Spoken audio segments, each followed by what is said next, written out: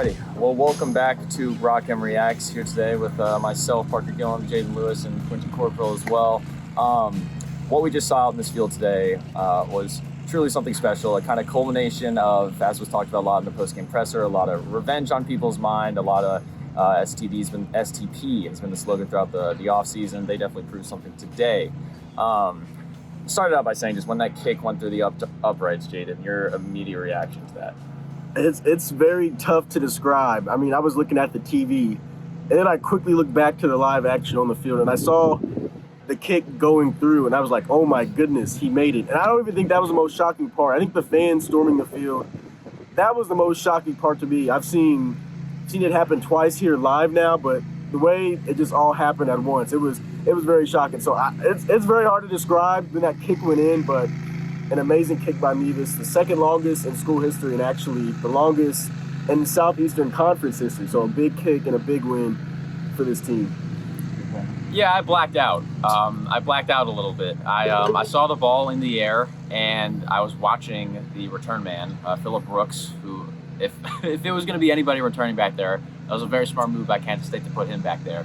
But when I saw him not moving as the kick was going towards the uprights, that's when I was like, oh my goodness, this might be. And then it was. And then I blinked a few times, and I saw the fans running on the field, and it didn't feel real for a second. And that sounds hyperbole, but I don't think I felt this feeling in at least a very long time. It's been a very long time since I felt like this. And this was a much-needed win over a very good team, and I'm very happy with the result. Yeah, I mean, for the three of us, primarily just as students, to see the fan base rushing the field like that and having something to cheer for like this, and now definitely going on and taking on the city of Columbia for sure. That was special to see. And now Mevis has a 61-yarder to add to a handful of other game-winning incredible field goals that he has. So just kind of y'all's quick thoughts on Mevis has gotten a lot of slack throughout the start of the season. A lot of it, some tipped field goals, snaps haven't been great, holds haven't been great at times. What is your opinion on Mevis at this point going forward? Is it just that he makes clutch kicks, or how much do you trust him going forward? Well, for him personally today, I think it was more of redemption with him and the fan base, because I don't think the team really has a lower level of trust, because as we know with special teams, and Drinkwitz has talked about this, most of the special teams issues have not been his fault. It's been a lot of a lot of snapping issues and things like that. So my trust in him, especially to hit kicks like that, is very high. So I would say my trust is not that low for him. He's hit a game winner before against Arkansas, and of course he missed the one against Auburn last year. Things like that happen, mistakes like that with kickers all the time. But I think he's a very reliable kicker, and after today, he's put himself up there with among the best in Mizzou history. Yeah, a lot of the issues early on this season have been either snapping, holding, or both. He did miss, I believe, a 54-yarder earlier in the game, and he said after the game that he kicked the ground. So he's working throughout the rest of the game to make sure he made good contact with the ball. And he's turning to the Eli Manning of kickers. It might not be pretty until when it matters the most. But he's had a few opportunities. Obviously, he squandered one last year, but he seems to have forgotten about it. And again, 61 yards for the win against a ranked team. That's pretty good to me. I think, yeah, at the end of the day, for all of his inconsistencies, there's very few kickers in the country right now active that you want trotting out there for a 50-plus yard game winner. It's just Mevis. He's shown before that he has that clutch gene in him, and he's shown before that he has the leg to make it from 65, 70-plus, much less merely 61. I contended after the game that they took that delay of game on purpose, of course, because Mevis doesn't like hitting field goals below 60 yards. That being said, that Mevis was certainly one of the highlights and definitely kind of what people are going to know this game by, but there was a lot more to this game. I think primarily, revenge was such a factor. K-State came in this team that was ultra physical, defensively really sound, favored, number 15 in the country. How is Mizzou's offense that struggled through the first 2 weeks going to hold up against, especially a defensive front that looked like it was going to be able to win that battle? Brady Cook had a phenomenal game. I believe it was a career high in passing yards, 356. Kirby Moore's offensive play calling, I think Kirby Moore and Colin Klein both called incredible games. I think this was an amazing matchup between them two. But just y'all's thoughts on Cook's performance and kind of a bounce-back game after being booed before the game even started out here. And then also just Kirby Moore's play calling, kind of flexing its muscles in this game and really showing us what his playbook looks like. Yeah, starting with the Brady Cook front, just what a phenomenal game by him, especially what happened with him post-game. We saw when he was being announced right before the game, the student section was booing him, in which Drinkwitz, he was not happy about that at all. But then he comes out against a tough Kansas State defense, a team where they only scored, 12 points to get them last year. Yeah. And he hung in there and had a career day and was banged up too and was able to deliver a game-winning drive. So overall, just a great day by Brady Cook, and what a way to win over the fan base a week before he goes back to his hometown to play in the Dome. And Kirby Moore, the offense, they were really good today. They were able to get the ball around and play in a bunch of playmakers' hands, which is something that I personally had a question over after these first two games because it was just Luther Burden getting the ball. But we saw Mookie Cooper, Brett Norfleet, Theo Wees, all of them getting involved. So very happy with the passing game, which is a good positive for this team moving forward. This is the best I've ever seen Brady Cook play by a million miles. He looked comfortable. He looked very sure of himself. He looked like he knew exactly where he was going with the ball every time he threw it. And when he didn't, he audibled correctly. There was the one play, the Luther Burden touchdown, the second one that he scored. He said after the game on that screen pass that Burden wasn't even the intended target. He was just supposed to be a decoy, but he properly diagnosed downfield that no one was open. Pressure was getting to him, and he threw to Burden, which was the correct move. And Tyler Stevens threw a great block on the outside, and Burden scored. But I'm very happy for him. Obviously, he's taken a lot of crap from his fan base, and I feel like a lot of it was unfair. Obviously, revisionist history makes me feel like that's very easy to say now. Hindsight bias is very strong, but at the same time, it's pretty tough to throw a football when your shoulder's all torn up. And I mean, the guys love him. You heard Mookie Cooper and Luther Burden after the game talk about him. They spoke of him very highly, and they've been doing that for a very long time. And this game, they said, "I told you so." They said, "I told you so." And I'm just very happy for Brady Cook because he bleeds black and gold. He's said over and over, this is his dream school. There's nothing else he'd rather do than play quarterback for the University of Missouri. So I was very impressed with Brady Cook today, and hopefully that level of play can continue moving forward. I think that was my biggest takeaway from that post-game press conference was how much just faith this team had in Brady Cook and how they weren't really fazed by when he was playing the way he did today and coming back from that injury. That's just part of what he does. I think one of those telling quotes that he said was, my dream is always to be a Missouri quarterback. I love being a Missouri quarterback. I just wish that the fan base also wanted me to be the Missouri quarterback. I think they do now. It probably should have come a bit sooner than that based on, I don't really consider anything that happened this season to be much of his fault. It was not necessarily a perfect performance, but it was one of the cleanest we've seen from him. I think, a lot of great balls, and I think I do toss it up a lot to Kirby Moore with his play calling today. I think we saw a lot more of those wheel routes that Nathaniel P got loose on last week. Norfleet got loose on the one down the sideline, which I thought was a phenomenal catch. If he can step up and be kind of that pass-catching tight end, that'll be great. I also love seeing Marquise Johnson and even Dennis Jackson got at least a target today. I think you started to see them spread it around a little bit more, while Burden was still kind of taking over the offense. So really impressed with Kirby Moore. I think he drew up a great game plan, and Brady kind of just worked within it. It was really cool, though, I think, to see how legitimately happy Brady Cook was post-game. It was the field rushing against a top 15 team. He described it as literally a dream come true. As cliche as that sounds, that is literally true for Brady Cook. And now he gets to go back home to St. Louis and play in front of his hometown. So it gets better from him going forward. Kind of moving on past that, one of the big things that people talked about entering this game was battling the trenches. Missouri offensive line had struggled kind of throughout the first two games, especially in pass protection. K-State, despite losing some guys, still had some studs up front. Their offensive line is full of future potential NFLers. How is this Mizzou team going to be able to hold up? They didn't run the ball especially well. I believe they finished with about 74 total rushing yards. But the defensive line was really getting after them all day. So what were your takeaways just from kind of how they held up there and how that bodes for them going up against future SEC teams? Overall, I would say in the trenches, they performed well. Offensively, you didn't run the ball, though. You aired it out a lot today. There's only, one sack, I believe? So, yeah. One sack all game. So very good in that department after giving up, I believe, 4 sacks last week.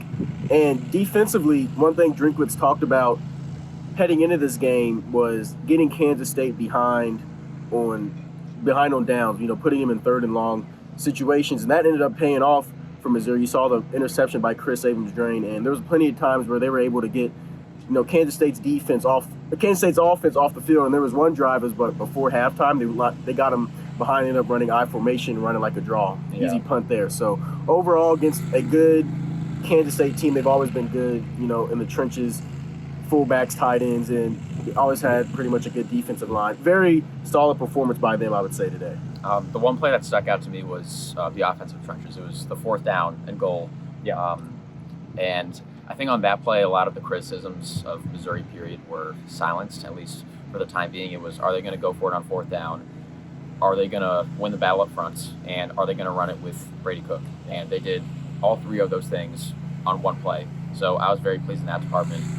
Defensively, I thought they did a pretty good job of collapsing the pocket consistently. There were a handful of times where they were this close to getting to Will Howard, and he would get a pass off, and Kansas State would gain a chunk, whether it was over the air or on the ground. But nevertheless, blitzing Blake Baker was back at it again. Say that 10 times fast. Yeah, that's a tough one. But they got home with 4. They got home with extra guys. The pass rush concepts were very diverse. They were different. Kansas State's offensive line didn't see the same thing that many times.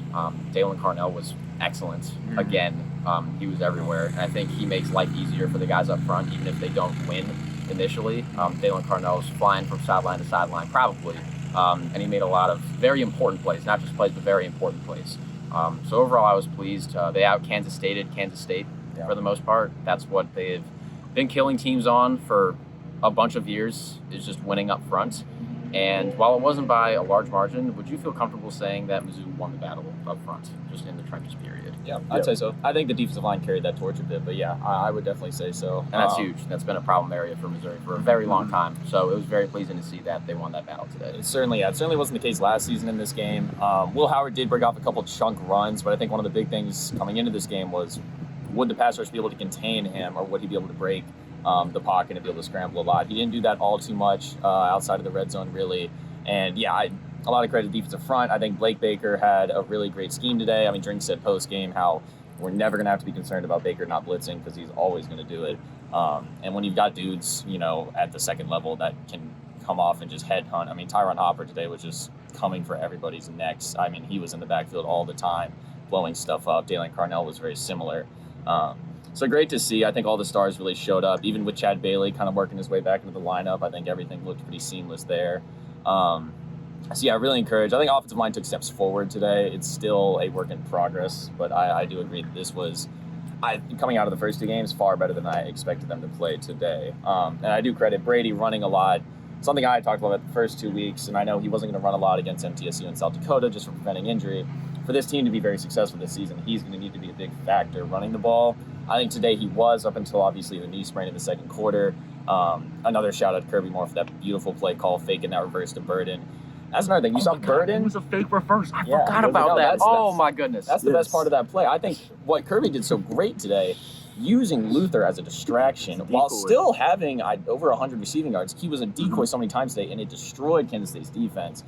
That needs to be done. I mean, you could legitimately say every time Luther's on the field, you're either faking it to it or you're giving him to it, and you're probably getting a net gain. So, I mean, really, at the end of the day, I think that was pretty big. So, but yeah, the funny part is now we get to look forward. There are still so many more games left in this season, even though today felt like the Super Bowl for a lot of people. They go to St. Louis, take on Memphis next week, Vandy and Nashville to follow that up. And then if you go undefeated through those 2 games, a ranked LSU team might be coming to this stadium under the lights. Maybe some college game day hype will accompany that. Who knows? But going forward, has your perception of this team changed and what they can do moving forward, just in terms of win total and who they're going to be able to compete with this season? From going into the season, from what I thought about this team, I felt like this would be a defining game of the season. And after this win, I think it's trending in a positive direction. And like you said, we could be looking at college game day being here in a few weeks, because you go to Memphis next week. They struggled with Navy, I believe, last night. And then you have Vanderbilt on the road. Vanderbilt, not a pushover team, but not an intimidating team like Kansas State. So it's setting up for, really that's something to prove motto. If you collect 2 more wins going into 5-0 and playing LSU, I feel like it's going to come up. There's going to be some big football play. Then you also have South Carolina, Georgia, Kentucky, Tennessee, and Arkansas. Those are all going to be tough tests. But right now, it looks like it's trending up. My expectations for this team. They just have to prove it, of course. When you do it again, do what you did against Kansas State, you're going to have to do it again a few more times this year. Can't have a letdown game against Memphis. No, for sure. Or Vandy. I don't know, man. Staring at a floating jumbotron being held up by two large construction vehicles, that is, for 60 minutes, that's pretty intimidating. But in all seriousness, we talked about how after the Kansas State game last year, that completely took the wind out of the sails. It aligned with the theme of Brandon Kiley, I believe, highlighted in the Rock M article a little bit ago, that the wind has been taken out of the sails of Missouri for basically almost every season except 2015. They haven't gone into October unscathed for a very long time. And this certainly helps. And with your question of, does it change my perception of the rest of the season? Like, yeah. I had questioned on our Friday radio show, but it showed today that Mizzou can hang in a 30-plus point game. That's possible. And I just didn't know if that was possible beforehand, just because the first couple of offensive showings, yes, they scored 35 in the opener against South Dakota, but it didn't feel easy. Like, the points, they didn't feel like they came easy, even though obviously they put together a couple of really nice scoring drives. Yeah. The points just didn't come easy. The points came not necessarily easy today, but a lot easier than they had been. Yeah. So that makes me think a lot more highly. I just didn't know if that existed. I didn't know if that universe existed where the offense could pick up the slack like they did today, and they did. So I'm feeling a lot better than I did a few hours ago. Yeah, I think, I mean, to kind of wrap it up, though, I mean, the big thing for me coming out of it was, with this team on offense, were they going to be able to make, against name brand opponents like Kansas State, were they going to be able to make big plays, especially through the passing game, the plays that you needed to make to win a game? You know, Brady was going to have to go out here today and make at least 5 to 6 big-time throws for them to have a chance, and he did that. Can they keep doing that? That is the big question going forward. I do think, I mean, the schedule heats up immensely. You kind of touched on that a little bit. But I think there's a lot of potential for this team just with the defense that you have in supporting that. And if the offense plays at this level week in and week out, you're looking at not many games that they're going to be completely ruled out of just because of the talent level that's on this team. So going forward, my perception has certainly changed. I see the ceiling for this offense is certainly raised. It's going to be about putting it together. Another slight concern I do have coming out of this. This was the first opportunity we saw Brady really start to run a lot, and he got injured. Is he going to get hurt again because he's, running the ball 5-10 times a game? Are they going to have to restrict him in that regard? Who knows going forward? With that being said, as the wind kind of begins to take its toll on our phone and drop everything over, that'll wrap things up for another episode of Rock M Reacts, live from Faurot Field after a 30-27 win over number 15 Kansas State.